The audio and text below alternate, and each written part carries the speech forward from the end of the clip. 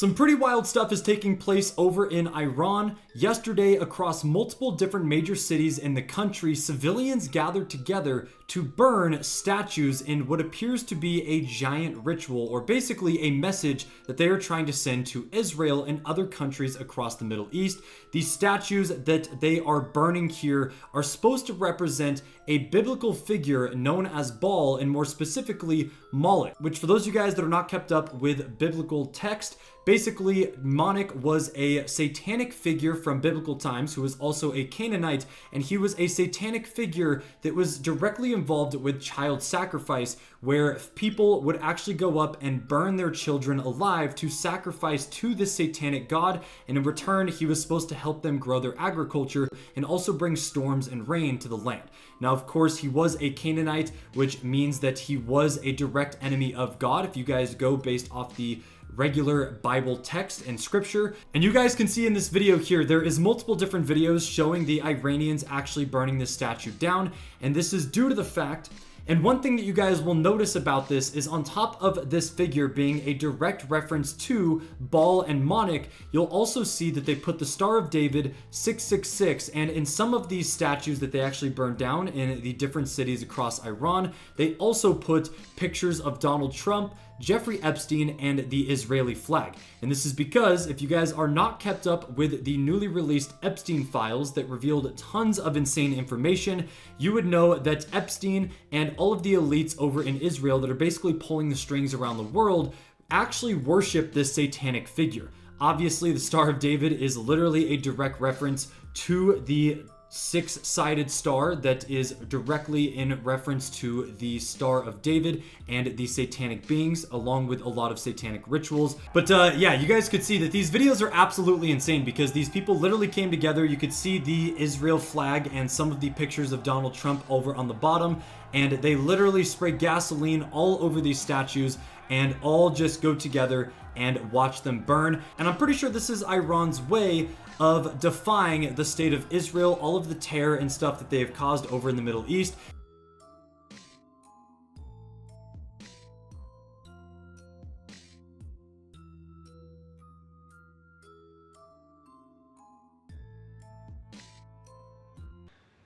I'm sure that most of you are all watching the Iran deal going on right now over in the Middle East.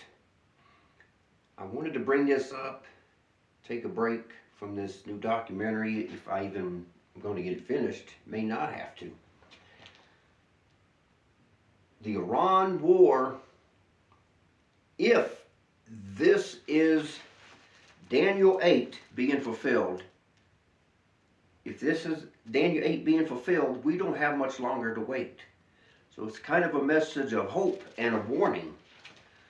I'm hoping more than anything. I don't want people to die or any of that, but until these things start happening, deliverance isn't going to happen. So with this, and this being the war we've been waiting for, a lot of these prophecies are not going to be in the future. It's going to be history shortly. Just let that sink in. I had to as well. To actually see this chapter, Daniel 8, over and done with. And a lot of people take this in different ways. And you know about the ram and the goat.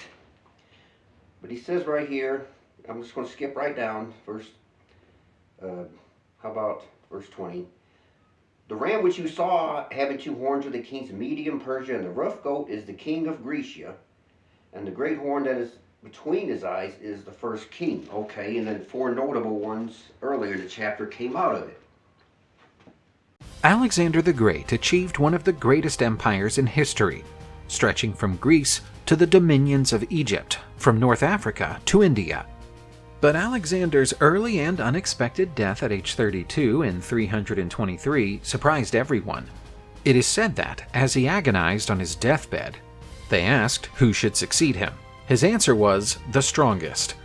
Alexander left the empire without an heir apparent, causing a struggle between the generals and successors.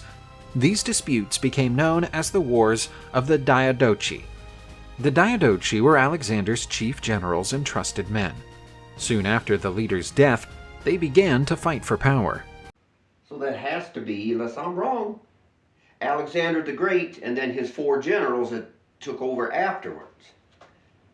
But yet here, in the verse before, he says, "For at the time appointed the end shall be." So this also has its fulfillment now, in the last days. It had a former one.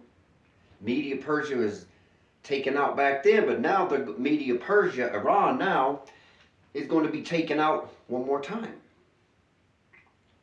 So where does that leave us? And how close, if this is the Daniel War, how close are we to deliverance? That becomes the question. We're right on top of it. In this same chapter of the goat and the ram is the 2300 days. And as the 2300 days are ending on June 26th this year, is it coincidence that we're getting ready to go to war with them right as the 2300 days are closing out? And once it's done, he says, then the sanctuary shall be cleansed. That's his people, not some physical building. But many are arguing Trump can't be the goat. Well, I've done some thinking about it and let you mull it over. What are the chances that he made a goat statue with fake Trump $100 bills on? You remember? Is that a way of showing us that he's the fulfillment of this power of the goat? Probably NATO and Israel all combined, yeah. But I thought about this. Donald Trump seems to fulfill a lot of biblical prophecies. He carries a replica of the Ark of the Covenant. Israel over there crowned him with the crown of peace. But let's take a look at this. I'm going to show you this. Give me just a second. Passed it up. In Revelation chapter 13, verse 6. Now this is just a guess. This is not a for sure thing. But he opened his mouth in blasphemy against Yahweh, to blaspheme his name and his tabernacle and them that dwell in heaven. To blaspheme his name. Is it possible that when the shots came out and people's DNA was changed, the name of Yahweh was changed, and by doing that, that's what this means by blaspheming his name, by changing it? Now I said, I don't know, I'm not convinced about any of it. Thought I'd bring that up. But everything that Trump's doing is fulfilling prophecy. It says here, the place of his sanctuary was cast down. His position as president was cast down from the lost elections. It says, by him, the day that he was taken away, the place of his sanctuary cast down, but by him on his watch before he left office. In that last year. And right before he left, 1 month before he left, they started giving the shots. He's fulfilled all of that. So it stands to reason that Daniel chapter 8 might very well be on the verge of fulfillment. That we might very well just be days, weeks, I don't know. Some says they may strike after Ramadan or whatever. Who knows? I don't even know when that is. I'll have to look that up. But is it possible? Because if this happens, this prophecy does not go by itself. It's not standing alone. Because guess what else happens? Let's go back. Let's take a look. Give me just a second. Right here in Jeremiah chapter 49. This is at the same time.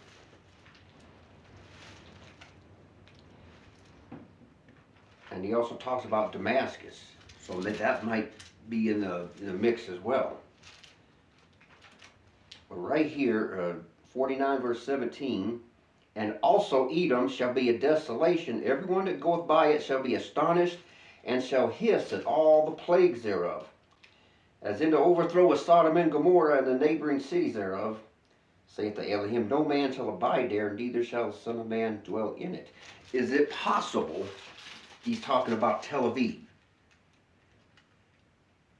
That he's going to burn it, perhaps with nuclear fire. Now, I'm mostly in agreement with Abraham Overcome Babylon on this issue, is that it does look like Iran is going to hit them with a nuke. But Tel Aviv is their gay pride capital of Israel over there. And it makes sense that maybe he's going to destroy Tel Aviv. But then Damascus is going to get it at the same time. But he's talking about judgment upon Edom. That's the counterfeit Jews over there in Israel. But let's go a little bit further. In verse 36, 35. Thus saith the Elohim of hosts, behold, I will break the bow of Elam, the chief of their might. The bow is the biggest weapon, and Elam is Iran. The bow is like shooting an arrow. It's missiles and rockets. It is the chief of their might. That's the number one weapon they have over there. And he says he's going to break it. Upon Elam will I bring the four winds from the four quarters of heaven, and will scatter them towards all those winds, and there shall be no nation where the outcast of Elam shall not come. Is it possible there's going to be nuclear weapons on Iran? Why I wanted to bring this up. Is it possible? If they're fleeing, why would they be fleeing unless they're escaping perhaps radiation? I mean, I'm just saying, I'm just making a guess. I don't know. We're about to find out. But right here, I will set my throne in Elam and destroy for thence the king and the princes, saith the Elohim. But it shall come to pass in the latter days that I will bring again the captivity of Elam, saith the Elohim. Last days. Well, Daniel 8's last days too. It can't be two different prophecies, two different destructions of Iran. It's one and the same. But let's take a look here. Give me a second. There's three different ways of seeing this. Jeremiah 50:23. How is the hammer of the whole earth cut asunder and broken? How has Babylon become a desolation among the nations? The hammer of the whole earth. As I showed, let's back up here. Give me a second to find it. I'll just quote it. You could. It's in chapter 49 and 50. He says, "Them of Edom shall be as a rising lion." And last year, Operation Rising Lion, they did it. And it says here, Babylon, America, is the hammer of the whole earth, right here. And we called our mission Operation Midnight Hammer. That cannot be coincidence. But what am I seeing here? I'm seeing the destruction of more than just Iran. Yes, the Father says he has fierce indignation. It says earlier in chapter 49 that he's going to deal with Iran shortly. But he's also going to deal with Israel over there. In Jeremiah chapters 50 and 51, he's going to deal with America, the Babylon, all at the same time, which is why I'm making this video. He's going to go after all three. We don't know to what extent, but if this is the Daniel 8 prophecy, Iran's going to fall, but what kind of retaliation is going to come from out of it? Because he says here, I have laid a snare for you, you are also taken, O Babylon, and you was not aware, thou art found and also caught, because thou hast striven against the Elohim. That's America. So in this video, I showed you the scene that they just did. They burnt the statue of Baal with Trump pictures and Netanyahu and Israeli flags. Is this possibly Yahweh telling us that by Iran burning Baal that he's going to deal with America, the Babylon, and Israel as well? Not that he's siding with the Iranians, but is it possible we're being told he's about to start reckoning with Baal, as shown in many other prophecies, and the worship of false gods? But with this, I want to, this guy ain't no hero. You know the man, Albert Pike. He wrote that letter of the 3 world wars. The third one, and they did the first 2 world wars, they did it. They created counterfeit Israel, they did all that. He said in the third one, Judaism, Christianity, and Islam is going to mutually destroy each other. And Israel is Judaism, the U.S. is Christianity, and Iran is Islam. Makes you wonder if something bigger is afoot here. Something bigger might be ready to happen. Is it also possible that we are in that peace and safety and sudden destruction? Is that possible? Remember what he said, as in Noah's day, eating and drinking, marrying and giving in marriage till the flood came. That's the same thing as peace and safety, isn't it? Everyone's still working their jobs and living life. And then out of nowhere, boom, it's going to happen. I think we're looking right at it. If this is going to be the real deal. Last year it was over in a few hours.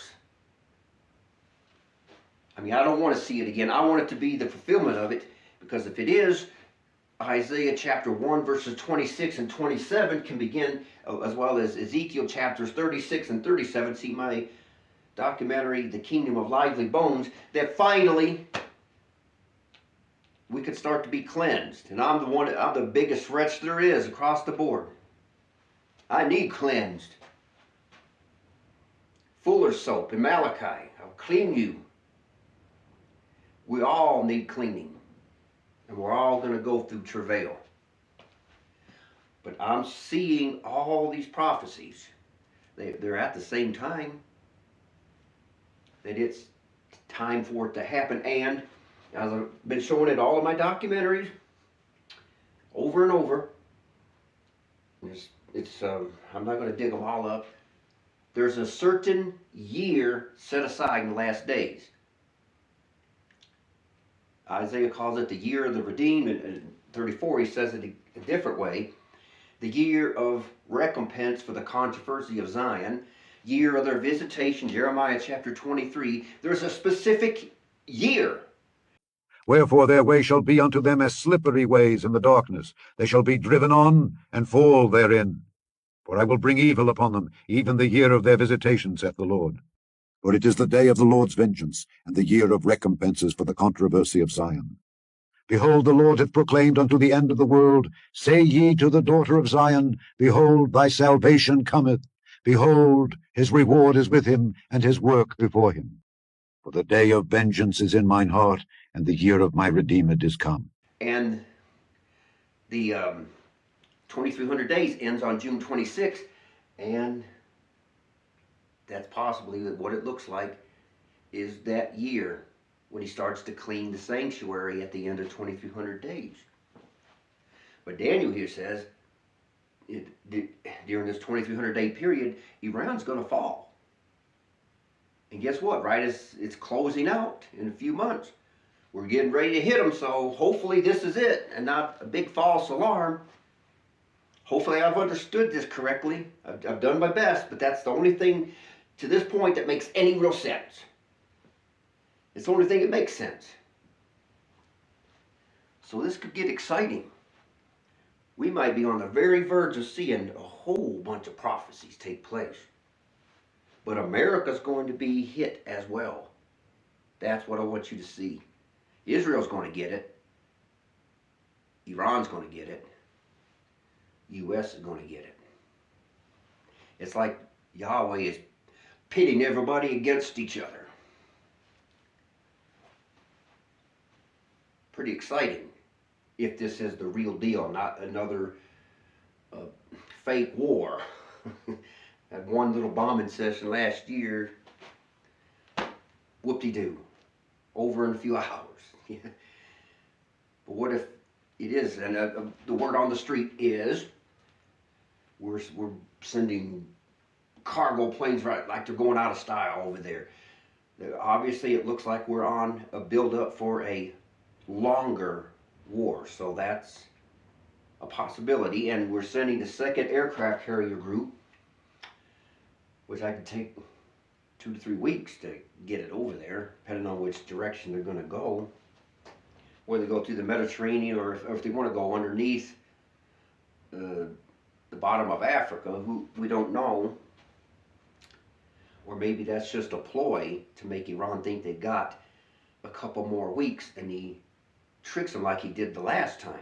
They're thinking, well, we got a couple weeks till that aircraft carrier gets over here, and then he slams them.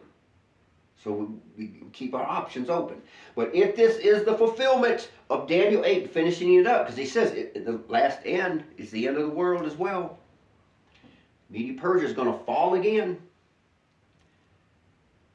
The 2300 days are closing out. And if that's the case, and it looks like it, I hope to be right. I want to be right, because I'm tired of it. I can't take no more. Don't know about you, but I can't take no more. Pulling my hair out every day. I cannot take this no more. If this is it, deliverance is coming soon. And there's going to be a second Exodus. And you'll see that in Jeremiah chapter 23. He says the former Exodus won't come to mind, because this is going to make Moses' Exodus look very small in comparison. Which brings me to another point. Isaiah 1:27. Zion shall be redeemed with judgment, and her converts with righteousness. That's called payback time for those of us of his temple. We've been persecuted our whole lives. And for us to be redeemed, it's going to be done through the avenue of his payback on all those who lent themselves to Satan's use all of these years.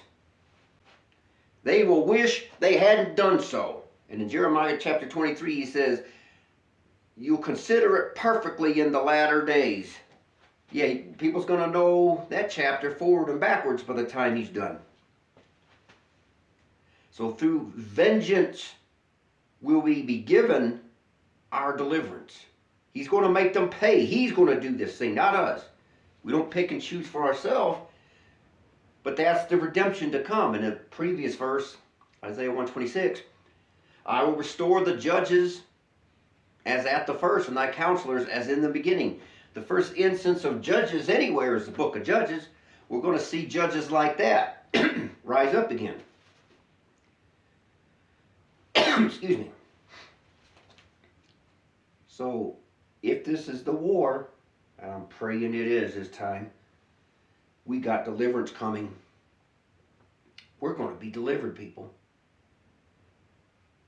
We're just days, weeks, maybe a couple months, I don't know.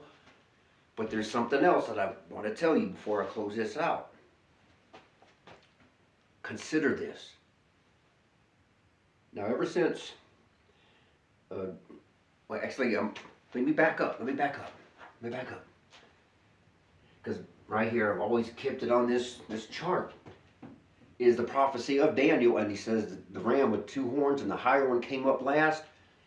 It used to be called a comet after Napoleon Bonaparte. They changed it to the Devil's Comet because on July 20th, 23, it exploded and looked like a horn on it. Well, 2 days before Hamas struck Israel, on October 5th, 23, the second one blew up, and that was longer than the first one, just like Daniel's saying.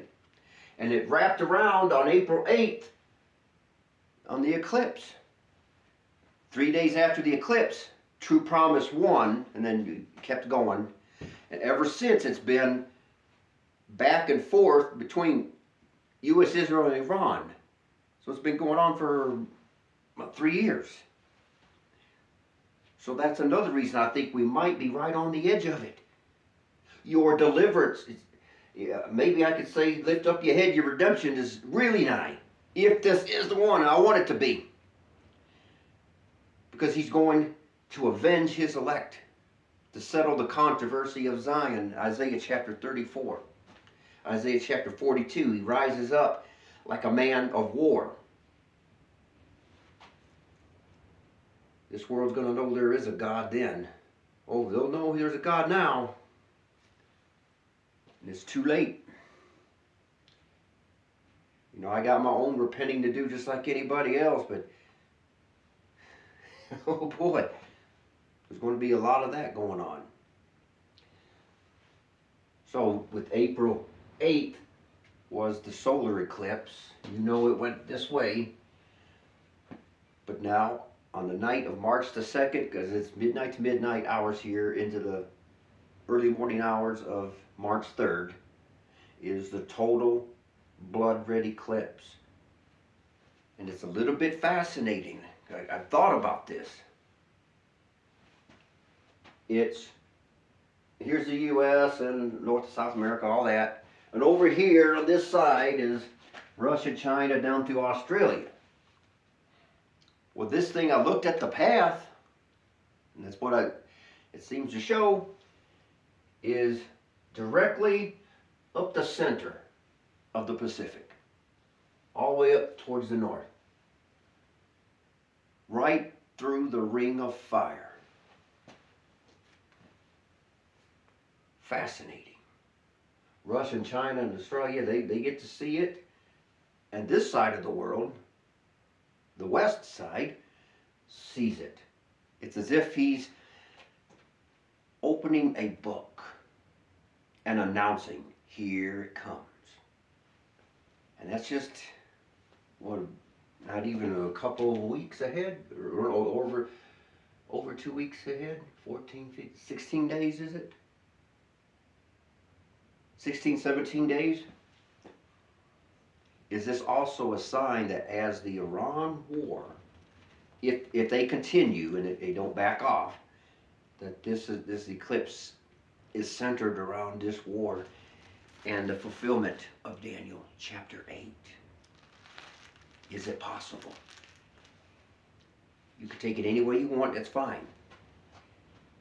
But if this thing goes down, it's not, if this is it, it's not going to stop after that.